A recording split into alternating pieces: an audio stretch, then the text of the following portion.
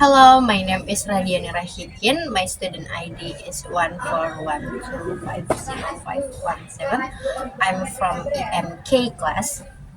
And I'm Lisa Ratianggraini. Three last digit student number is 496. I'm from EMK class. And happy watching!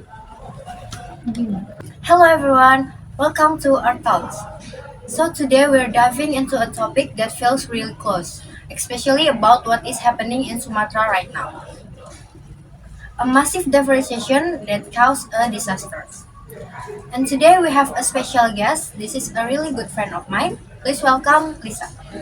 Hi, thanks for having me. It is an heavy topic, yeah, but it is an important one. Yeah, so we keep hearing about the floods and the landslides that happened in Sumatra this past week. So what is actually going on? Well, the solution is this: forests are disappearing way too fast. When you cut down huge areas of trees without plantation, mining, or illegal logging, you remove the land's natural protection. Without trees, the soil becomes weak, rainwater nowhere to go, and everything collapses into disaster. So basically the land loses its shield, right? Exactly. Trees act like anchor. They hold the soil together and absorb massive amount of water. Without them, the soil become loose. Rivers overflow easily, and areas that were unsafe can suddenly turn into danger zones. Oh, that sounds really bad. Yeah, and it is not just about soil. When forests disappear, the temperature goes up, wildlife loses their home, and carbon emissions rise. It is a chain reaction. One problem triggers many others. And I heard that a lot of people talking about the huge floods and the landslides that happening in Sumatra right now. Is this connected? Yeah, very connected.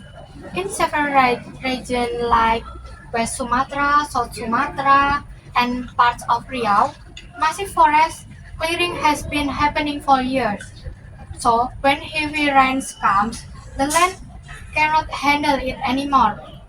That's why we're seeing reefs break dead banks, villages buried by landslide, and infrastructure destroyed.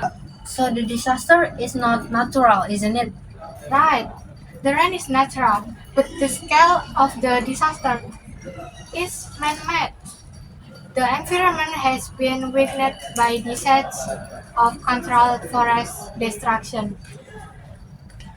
People always say the environment is damaged. But what does that actually look like for real people? It looks like thousands losing their homes, roads and bridges collapsing, kids not being able to go to school, farmers losing their five, and in the worst cases, life loss. These are not small problems. They save people's future.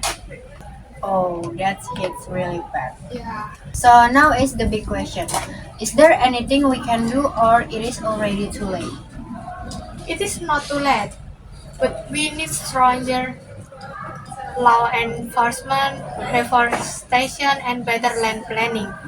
Companies must be held accountable, and communities need education about sustainable land use. And even on an individual level, supporting eco-friendly products and raising awareness helps a lot. Oh, small steps but meaningful. Yeah. Before we wrap up, I want to highlight one key point from today's conversations. The disaster we're seeing right now aren't just caused by the nature. That's the result of our choices that we have made for over years. If we want a safer future, we have to start treating our forests not as resources to exhaust, but as a protections to perceive. Change won't happen overnight, but it can happen if everyone plays their part. The government, companies, communities, and all of us as individuals to protect our forests. Alright, Lisa, thank you for your explanations about what's happening in Sumatra right now. It helps more people to understand what is happening in Sumatra. Yeah, thanks for having me, and I hope more people pay attention before things get worse. Alright, that's it for today's episode of our talks. Stay safe, stay awake, and see you next one. Bye!